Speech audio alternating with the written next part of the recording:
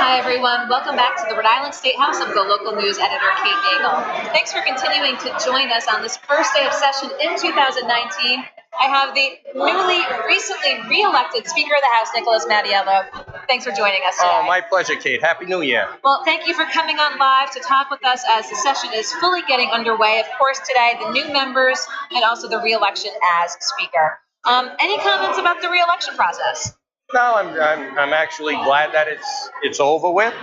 It feels good to be re-elected Speaker, and I look forward to working with everybody and continuing to work on jobs, the economy, education, infrastructure, and improve the quality of life of our citizens in Rhode Island.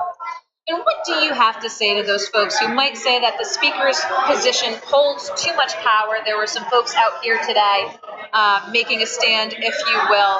You've heard their arguments before. What is your response to them? I've heard their arguments. The rules have been developed over a very long period of time. I would strongly suggest it's a group of people that have their own agenda.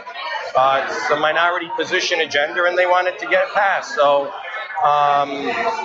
they don't like a deliberative process, but our process will be open, it will be deliberative, and it will be very thoughtful and inclusive. So our rules permit that, but majority positions go forward and not minority positions. So I guess if you're in the minority and you want things passed that are not going to be in the best interest of the state of Rhode Island, you're not going to like our rules. If you're the average Rhode Islander that cares about the economy, cares about jobs, cares about a good education system, good infrastructure, safe bridges, then our rules help serve the screening out of very bad legislation. Let's talk a little bit about some of the points you raised today here on the first day of session. Let's talk education. Let's talk about the Rhode Island Department of Education. You called them out specifically, saying that they, as a body, need to do a better job looking at graduation requirements. How big of an issue is education and improving Rhode Islanders' education system here going to be the session? Education is the foundation for our economic success in our future, of the success of all of our young residents and our economy. So we have to make sure we give education the correct priority. It's got to be treated as being of paramount importance, and the folks that are responsible at the Department of Education have to recognize the awesomeness of their responsibility and make sure our young folks are properly educated so that they will be successful in the future. Now, we have to adopt a plan, which we've already started working on last session. As I've said in my remarks, Representative Greg Amori has really been instrumental at doing great work in that regard.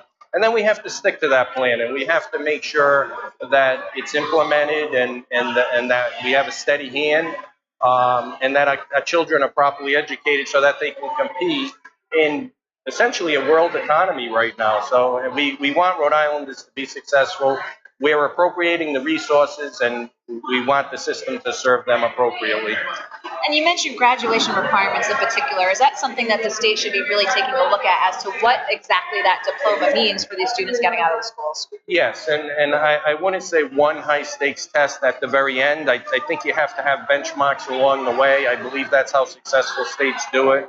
So we should have benchmarks, and we should make sure that our teachers have the resources. And I want to be very clear, every school I've ever gone to, our teachers are doing a remarkable job, but they have to have the resources and the training so that our children will be successful in the future. So it's got to be a very coordinated effort.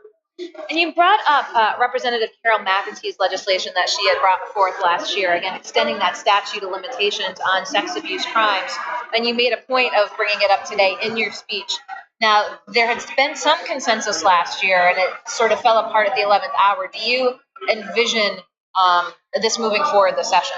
I believe so. I said that in my remarks. Quite frankly, I'm not sure that you're accurate in that there was consensus. I think there was some misunderstanding on what the consensus would have been at the end of session, an honest and fair misunderstanding. So we'll continue to work on it. As I've said, lately, it saddens me a little bit. You've got this notion amongst some of our members that if something doesn't pass instantly without a lot of vetting, that you're somehow trying to hold back good ideas and the system is inappropriate. Constitutionally, our system's been designed to move slowly. I try to be very thoughtful. I try to really consider unintended consequences. It took Massachusetts 10 years to pass a piece of legislation on this issue. So 4 months is probably not too long, and hopefully we get it done in this session. But kudos to Representative McEntee. She's really working hard. She cares about the issue. She cares about the victims. So I'm really looking forward to working with her. Okay, as we know, your top priority is the continuation of the phase out of the car tax. The budget continues to be the number one priority. But as we're off to the races here, what do you expect to be tops in your agenda right away? You said it. The car tax phase out, and the budget. If you look historically, I'm asked that question every year, and every year I say the same thing. It's the budget. It's where the state sets out all of its priorities. And I want to make sure all of our priorities, education, infrastructure, appropriate tax policy, is all set forth in that document. So we'll start working on the budget with the governor. We've already had discussions with the governor on the budget, and we'll continue to do so. We'll hold hearings. We'll move it forward. But the car tax phase out is very important to me. It's very important to the citizens of the state of Rhode Island. So I'd like to assure them that it's a high priority and it will get done. It will get phased out, and it will get phased out on time. Well, I appreciate your taking the time to come on live after today's session. I'm sure we'll have the opportunity to speak with you moving forward. Kate, always a pleasure. Happy New Year. You too, Speaker of the House. That wraps us up here at the Rhode Island State House today as they convene again on New Year's Day. We look forward to seeing you back here in the future. I'm GoLocal News Editor Kate Nagel.